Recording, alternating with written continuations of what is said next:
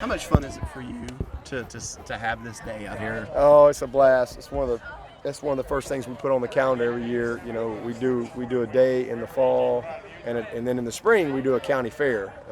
They come out in the fall and they hang out and play games and eat hot dogs and have a fun time in the facility, and then they come out for the last part of practice and get a chance to meet the guys, and then in the spring, like I said, our guys do a county fair with them, and it's a blast. And I love meeting the new students every year, and it's kind of sad too, because you have the seniors, and it's just like your team, they come and go and they graduate, and next thing you know, they've been here 4 years. It's crazy, but it's such a wonderful program, and it's awesome for our new people on the team every year to learn about Clemson Life and to learn what it's all about, and hopefully get a chance to see them on campus and to develop friendships and relationships, with those students. So just a really unbelievable program, and something that we're passionate about, supporting.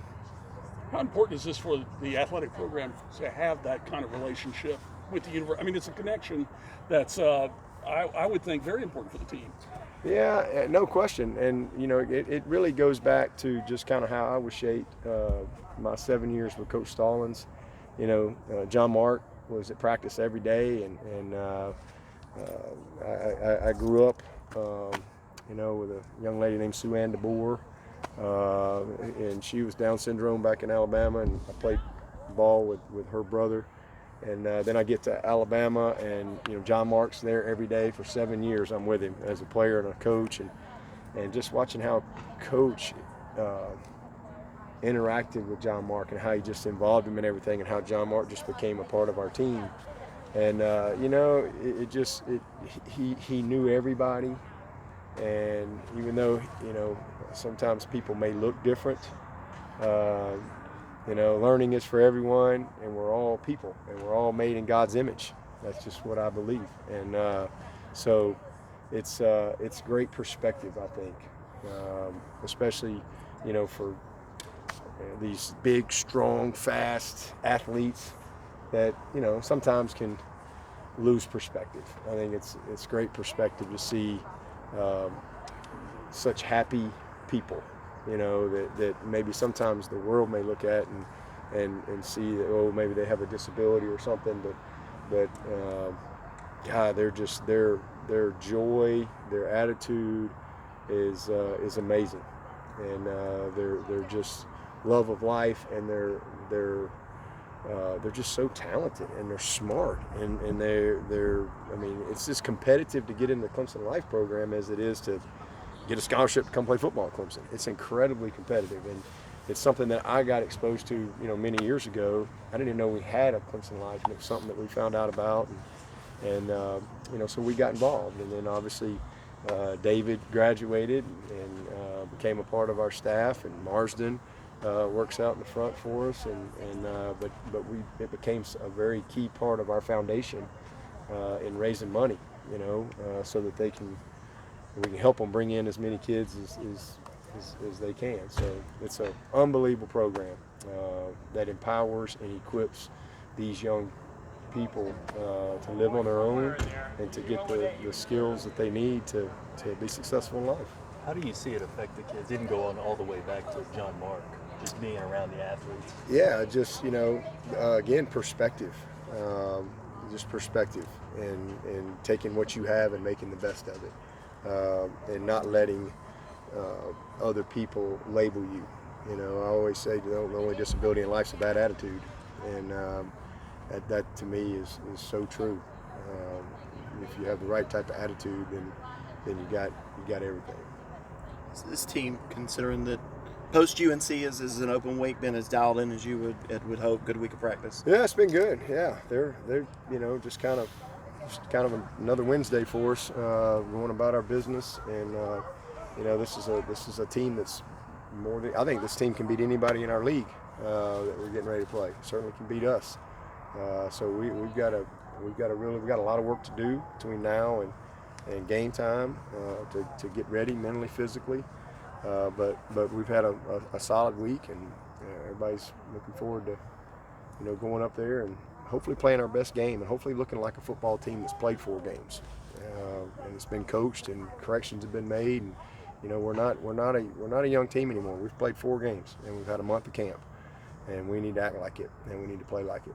Coach, their running back Carter had a big return last week, set up their first touchdown on their opening play. When you have a guy like BT Potter, he has 21 kickoffs this season, 18 touchbacks. How undervalued of an asset is he and a weapon? I mean, you go back to that 2015 national championship, maybe you win that game if you have BT Potter. Yeah, no doubt. You know, or if we just, you know, make a tackle. But I mean, you know, they call it kickoff coverage for a reason. But it is. There's no question. You know, we don't want to put all the pressure on BT, but it's nice when you got a guy like that you know can create field position for you just with his ability to kick it out. So that's always a good thing. But we go in with the mindset that every kick's coming back, and you know, that's how we want to cover every time and be disciplined. And we work hard on it. We probably work as hard on kickoff. You know, you wouldn't think we would, but we work as hard on kickoff coverage as we do anything.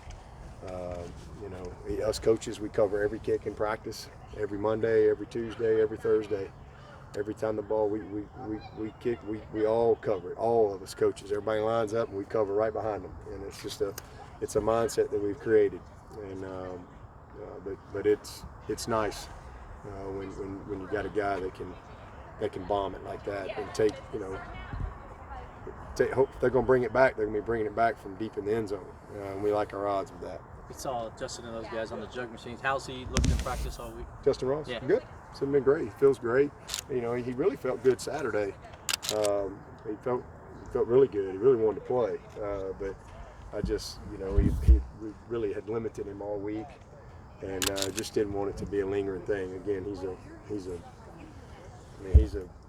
a thoroughbred, and you know, man, guys only got so many strides, and all of a sudden you get a little pain, and then all of a sudden it's your hamstring, and then you got some lingering issue, and we just wanted to get him healthy if we could. So we went into it with the mindset of, hey, he's ready to play, that's great. He felt good. You know, we held him all week and did a lot of stretching, a lot of strengthening, a lot of stuff with him. He felt good Saturday night when we got out there. So it's a blessing that we were able to use our depth and didn't need him. But it's paid dividends this week. He's looked really good, feels good, and I just think, you know, it's, you know, Justin, and again, we didn't even know anything was bothering him. Justin's one of the guys that doesn't say anything. But he finally said, you know, what was bothering him a little bit, and so we looked at it and saw some where he was hurting, and a little weakening in that flexor, and that again was affecting his hamstring a little bit too, as he was compensating. So he's had a good week, and we'll get back on track hopefully this week. What's your assessment of Jordan Williams? He's solid. He's done a nice job. I mean, all those guys, I'm really not disappointed with any of them. I mean, they've all been, I mean, they all got things they got to do better. But all those guys have done a lot of good things too, and he has. He's still a young player, but as a sophomore, from an experience standpoint, but he's done fine. Very good.